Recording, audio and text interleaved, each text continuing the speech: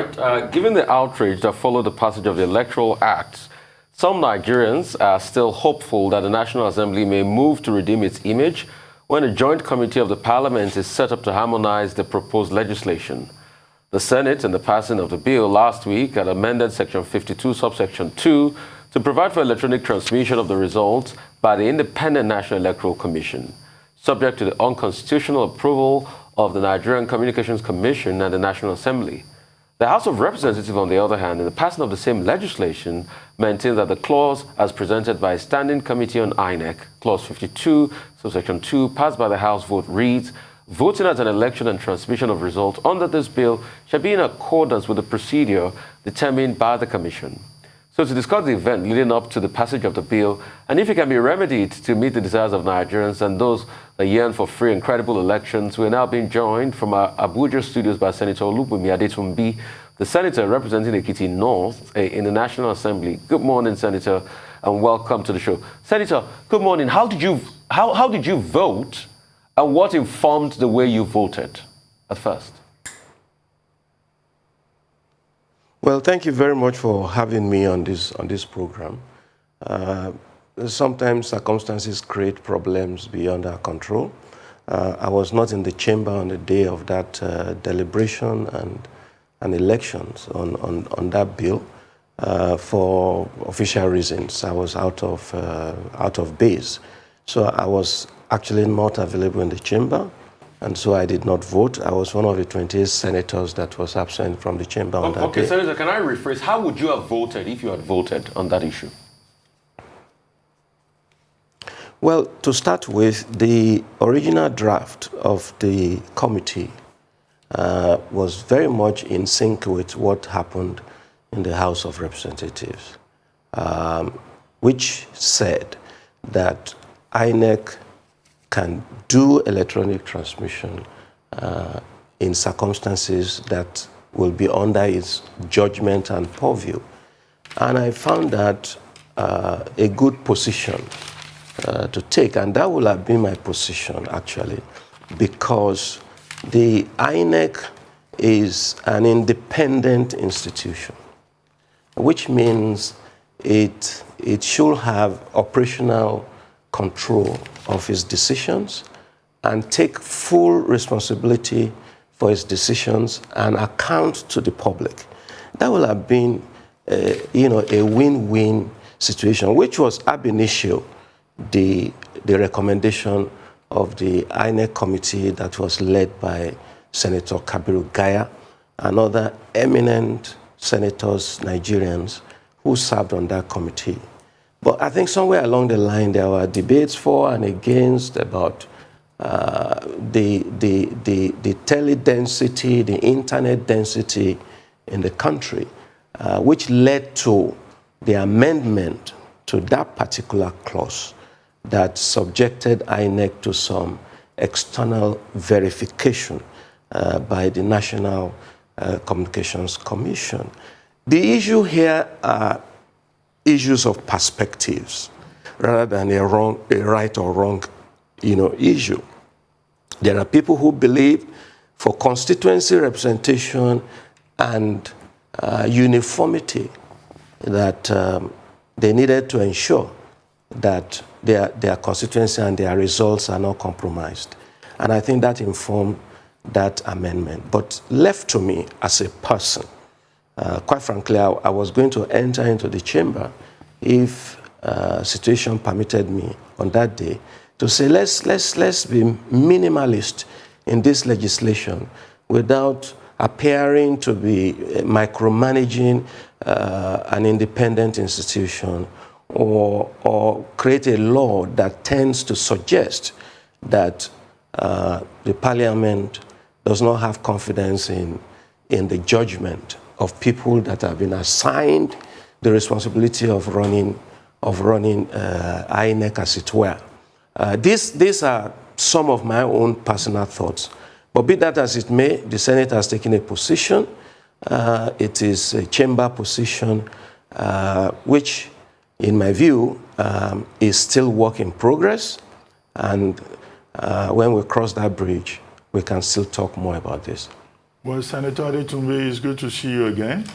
Thank you for joining us on the morning show. And I is my teacher and the rest of the family. But very quickly, let me ask you. Fine. Thank you very much. Yes. Good to hear that. Yes. Well, it's also good to hear that you were not one of those senators who were there in the chambers and who conveniently went to the toilet to avoid taking part in the exercise. But there are issues I would like you to talk about. The PDP, the People's Democratic Caucus, particularly in the House of Reps, is saying that, in fact, the representative of the National Communications Commission that showed up on the floor of the House, a gentleman called Maska, should be prosecuted.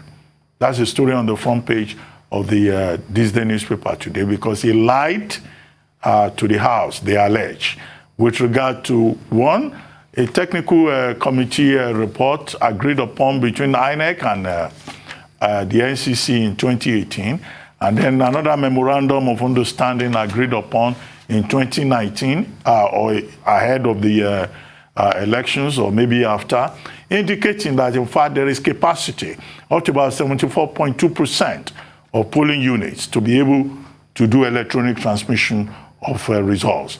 And as you have seen, demonstrated in the Edo State gubernatorial elections, it was clear that indeed Nigeria is capable of electronic transmission.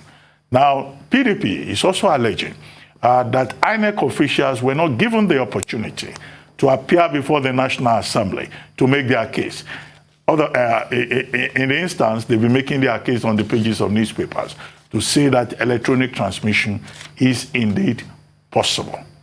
Now, what are your thoughts on all of that? Do you think that indeed both the NCC and members of the APC who voted against electronic transmission are, as has been alleged in the public, trying to promote electoral fraud? And then there's the other matter of campaign finance. Campaign finance, do you think that the minimum, or was it the limit of 15 billion for presidency, all the way down, 5 billion, 1.5 billion, 500 million, do you think those figures make sense? Do you think that those figures will exclude poor people, essentially, from being part of the democratic process? Well, thank you, Ruben. It's nice to have you.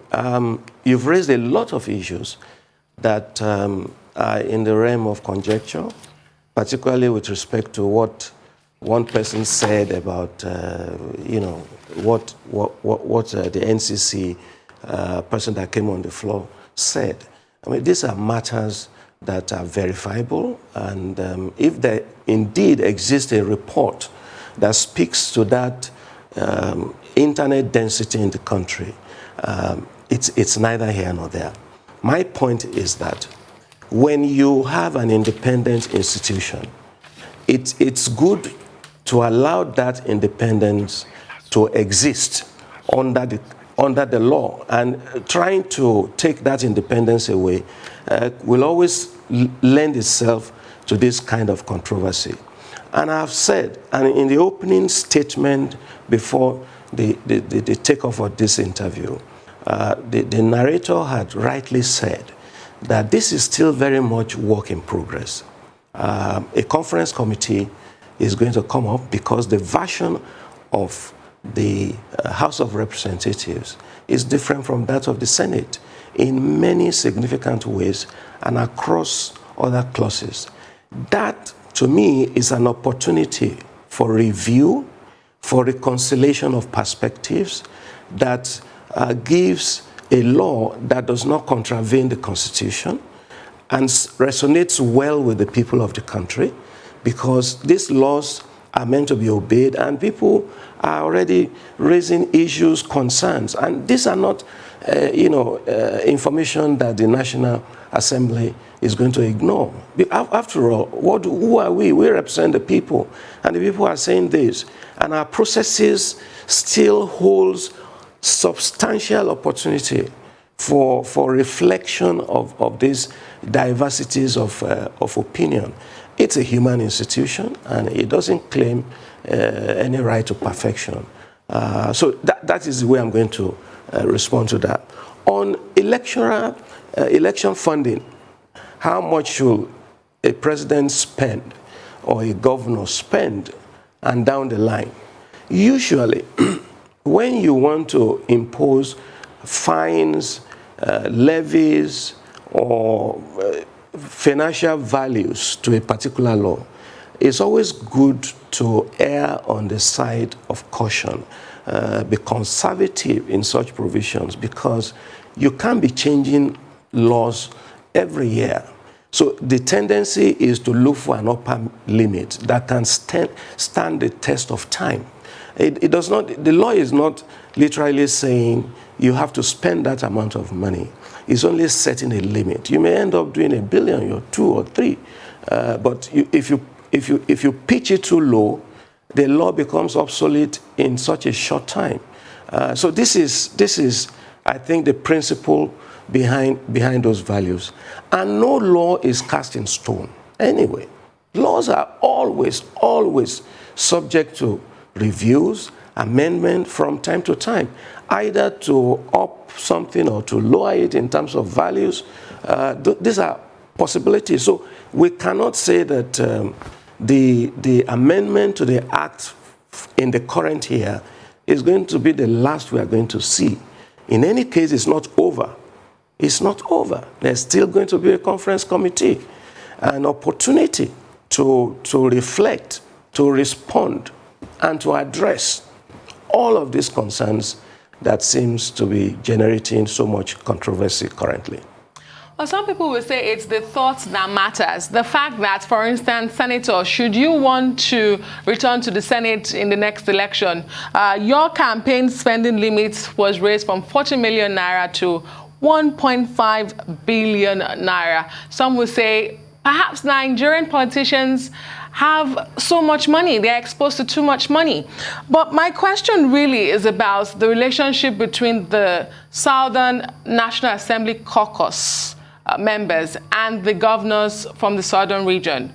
And I ask this because just on July 5th, we saw the 17 governors in Lagos State kicking against the removal of electronic transmission of results in the proposed bill. And barely days after, we saw the voting process that happened, even though you were not at plenary, Senator. What is the relationship like? Can you describe to us the relationship between the National Assembly caucus members from southern Nigeria and the governors at the moment? Is there a problem? I don't think there's any problem. We have a very cordial relationship with our governors, and we meet periodically to reflect on issues. For example, just a couple of weeks back, the Southwest caucus in the Senate and the House of Representatives and the governors of the Southwest met to deliberate on areas of common interest and where federal legislators can advocate for positions in the best interest of states of that zone. The same principle is expandable to our relationship with the wider South Governors Forum, even though no formal meeting had ever taken place between us. But I know that in future there will be several opportunities for us to meet. The truth of the matter is that this is a very plural country with diversities across zones, across religion, across regions of the country. And we can't deny that. Nobody will be in denial of that there's a north and there's a south. There's a southwest, there's a south-south, and there's a southeast. These are realities. And it's also normal for people to associate on the basis of their perceived commonalities, whether religious or ethnic or regional or zone or partisan. Nothing is wrong with all of these associations, as long as it is being used to build what I call cumulative consensus on progress of the country, on the progress of our electoral processes, on progress in governance, and building blocks of unity, consensus around issues. It's also a platform for negotiation. Because what's politics? Politics is about negotiation of interest in order to align interest in the common good for the benefit of everybody and for the benefit of majority of the people of the country. This is the essence of politics. Politics must translate into public good for majority of the people.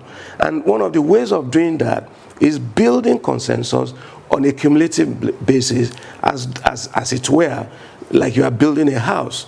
Something must be at the base before you can build upon it. So I don't see any conflict between what the Senate is doing, what the South governors are doing, or we in the Southwest caucus of the Senate, and our political leaders in the states, in person of governors. We consult regularly, we rub minds, and things get done. All right. The fight is about deepening democracy. And a lot of people say electronic transmission is just one of the so many ways to do it. And it's all or nothing. Yeah. And you said, yes, this can be remedied. But a lot of people are saying, if this is signed, they'll never get a chance to remedy it leading up to 2023 elections. So that's the fear. And the fact that the narrative have been turned around. Because the bill that was sent to the president did not have if or maybe in there. That was the bill prior to the 2019 elections. But all of a sudden, why is that the narrative have been skewed now? And confirm for me, did you hear of any whiff of any talk that once Senator Olubunmi Adetunmbi voted in the way she voted, it influenced other people, how they voted, especially in the lower house, especially in the House of Representatives? Is there any talk about that? Because a lot of people are saying in point blank that this is an APC agenda. Well, I don't know about that. The APC is an institution. I'm not sure you read anywhere where the party issued a statement to say that this is what should happen. These are just conjectures and imaginations, conspiracy theories, as you may call it. But let's look at the issues. How could one senator influence the other when names will be called serially? There were people that were called before it got to the turn of Senator Tinubu, and there were people that were called after she has cast a vote. How does she influence all of that? I mean, it's easy to make these accusations, to feed a narrative of conspiracy and all of that. I don't think that is what transpired on the floor, even though I wasn't there. And that is not the way the floor functions, where a senator will tell somebody how to vote or how not to vote. I've never seen that happen before. What has happened and how people vote is being reflected, and is a public information, and everybody is accountable for the decision they took, because you can only cast one ballot, and that ballot is in your name, and you are responsible for it, and it's ascribed to it. You can't deny it. I can't deny that I was absent because it's there, it's on record. To even put it mildly, it's even electronic. And that is the power of the debate that is ongoing. Electronic means of doing things lends itself to transparency, to accountability, and history. It's a permanent record of what has happened. So the more electronic we are in governance, in commerce, in financial sector, the better for a country. In fact, the index of development, generally globally, is tied to how wired a country is and how electronic is ways and means of doing things are. And Nigeria cannot just be an exception. The issue here is INEC wants to do electronic transmission, and nothing can stand in the way of that. The decision that took place on the floor of that Senate was not necessarily about yes or no to electronic transmission. It was, can INEC do it independently or not? Some people voted for complete independence for INEC, and some others says INEC must be subjected to an external check. And that's the argument that is on the table, not about electronic transmission. Electronic transmission is as good as existing. But should INEC consult before doing it?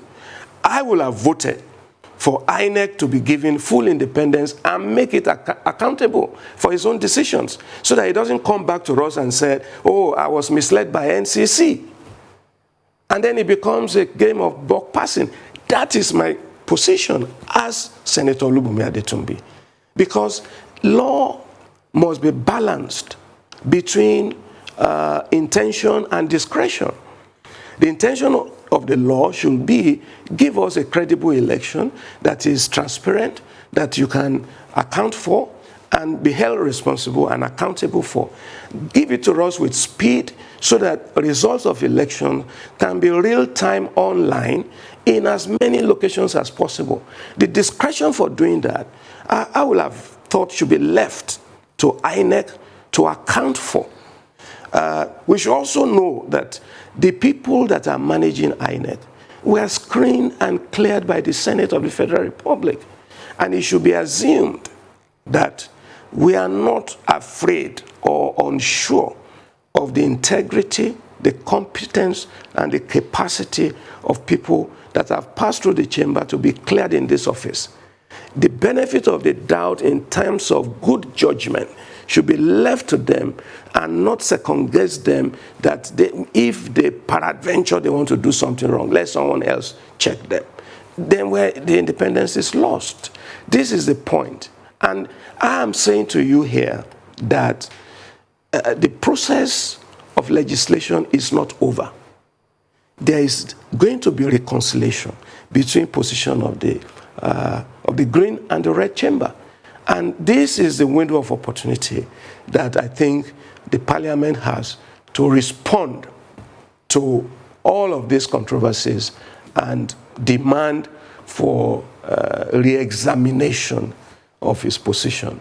I will be positive that the intention of the Senate, regardless of partisan affiliation, regional affiliation, that the interest of the Senate is for good governance and that it is capable of delivering on that account, given the established processes available to it.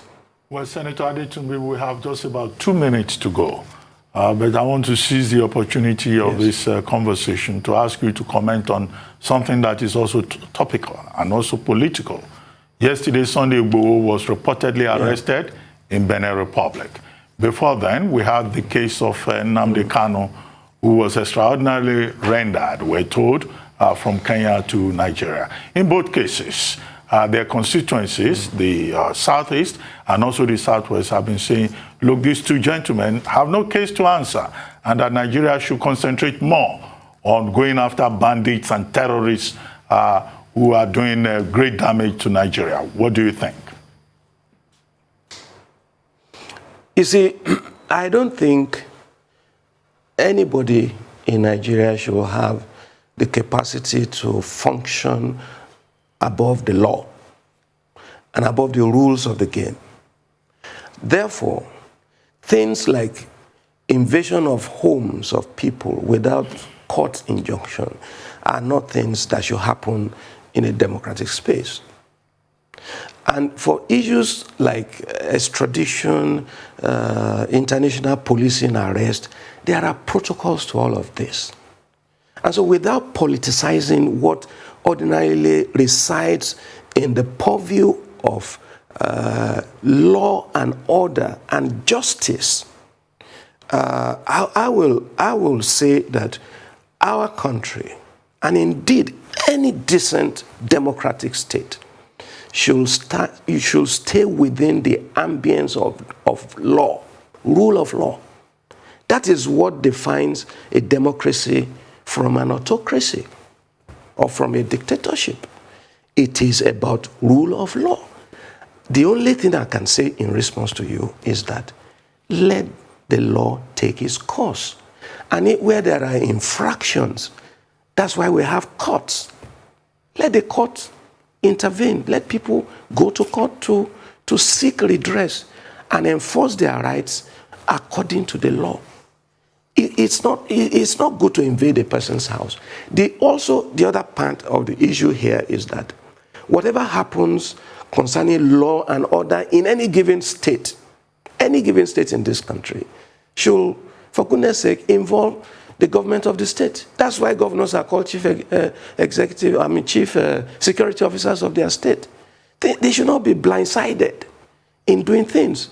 And the law is robust enough, the legal system is robust enough, the policing system is robust enough to allow for consultation of way and means of doing things according to law that will save ourselves from all these conjectures, conspiracy theories, and innuendos that derail the main subject, and you begin to see tribe, religion, region, and what have you. That is not where we should be, in my opinion. Well, thank you very much, Senator Adetunmbi, for joining us on the morning show. Thank you very much indeed.